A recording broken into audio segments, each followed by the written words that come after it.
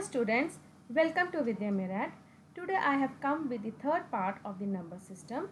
In the earlier videos, you can see how to find out the rational numbers between the two given numbers in part 1, and in part 2 you can also understand about rational numbers and irrational numbers.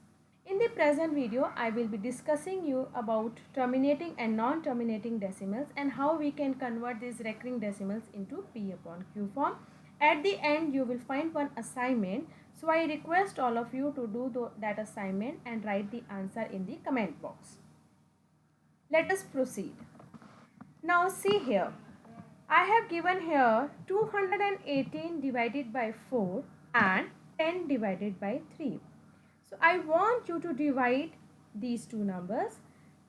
Now when I divide, look here, we see that in the first case my division stops because my remainder is 0. So my answer is 54.5. But when I divide 10 by 3, it is coming like 3.33, and again the remainder is 1. If you look into the remainder part, everywhere I am getting 1 as remainder, and if I further solve it, again remainder will come 1, and in my answer one more 3 will be added. That means it is going on, it is not ending. So what is the difference between these two? In the first case, my division has stopped, whereas in the second case it has not stopped. So that means in the first case I can take it as terminating decimal, which means the division which finishes or ends. That means remainder is 0 or I cannot move further. In the second case, this is treated as a non-terminating decimal. Now here if you look into the quotient, you get 3.3333. But it is not necessary that every time the same digits are repeating. It can be different also. So in that case, I can divide this between two, recurring and non-recurring. Okay, recurring means repeating, same digits are repeating after the decimals, and non-recurring means same digits are not repeating in the same pattern, they are not repeating. If you look into the example of non-recurring, you can see that it is 505005000. So you may think that 5 and 0 are same, but the pattern is different. Okay, whereas in the case of recurring, the pattern remains the same. It can be 2 digits repeating, it can be 3 digits repeating. So here we have discussed about terminating and non-terminating decimals by dividing. But there is a case, there is a situation when I can solve the rational number without actual division, and still I can say whether it is terminating or non-terminating. How? Let us see. If your fraction, that is especially the denominator part, has the prime factors of 2 and 5, then that fraction is treated as terminating. For example, 5 upon 32. Now what is my first step? To find out the prime factors of 32. I know if I want to do that, it is 2 raised to power 5. So yes, it is a terminating decimal. Okay, if I want to divide and check, it comes to 0.15625. So you can easily divide by keeping 5 inside and 32 outside. Your division will stop here. It means it is a terminating decimal. Next example, 11 upon 24. Now find out the prime factors of 24. It is coming like 2 raised to power 3 multiply by 3. So it is treated as non-terminating. Why? I have just told you earlier that if in the denominator the prime factors are 2 or 5, 2 and 5, only then it is treated as terminating. Otherwise it is non-terminating. And if I want to divide and check, it comes to 0.4583333 and so on. So it is clearly shows that it is a non-terminating. Next example, 27 upon 80. Now find out the factors of 80. It comes to 2 raised to power 4 multiplied by 5. So yes, it is a terminating decimal because it applies the rules that in the denominator the prime factors can be 2 and 5. So I can write it as 27 upon 80 is a terminating decimal. I can check my answer by dividing. It comes to 0.3375. I hope it is clear. By just looking into the denominator, we can decide whether that fraction or that rational number is terminating or non-terminating. Now, my question is, now you divide and then decide whether it is terminating or non-terminating. Now, my question is to divide 125 divided by 99. When I divide this, I get my answer something in a form of 1.26262626 and so on. That means my answer is non-terminating. Okay. And I don't know how many 26 should come. So in order to write my answer, I will simply write 1.26 bar. So the digits which are repeating, I can simply put bar on that. So if it is one digit repeating, I will put bar on 1. If 3 digits are repeating, I will put bar on 3. So I can write my answer as 1.26 bar, which clearly proves that it is a non-terminating decimal. Next example, 25 by 8. When I divide this, I get 3.125. My division stops here. If you check it, you will find out that this is a terminating decimal, and clearly I will write the answer as 3.125. Next example, 2 upon 11. Divide it, you will again get the answer similar into 0.181818 and so on. It is again non-terminating.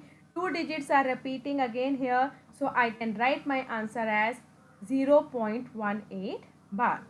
So children, if you want to check your answer, you can apply the rule of the denominator. Just find out the factors of 99, 8 and 11.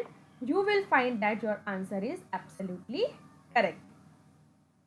Let us move further, and here now I am going to teach you how we can convert decimals into P upon Q form. For example, you have 0.6 bar. Bar means that digit is repeating. So I can write this as, let x is equal to 0.666. Let it be equation number 1.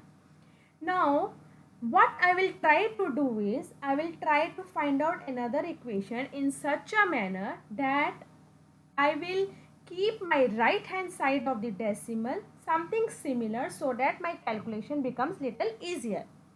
Now you will understand when I show you the next step. Now see, I am writing here, multiply both the sides by 10. Both the sides means x also and 0.66 also, or right hand side and left hand side, both sides you multiply by 10. So you will get, when 10 is multiplied by x in equation 1, you will get 10x. When 10 is multiplied by 0.666, you will get 6.666 in equation number 2. Just look carefully equation number 1 and equation number 2. You will find out, just after the decimal, the right hand side both are same. So my calculation will become little easier. How? Because my next step is to subtract equation 1 from 2.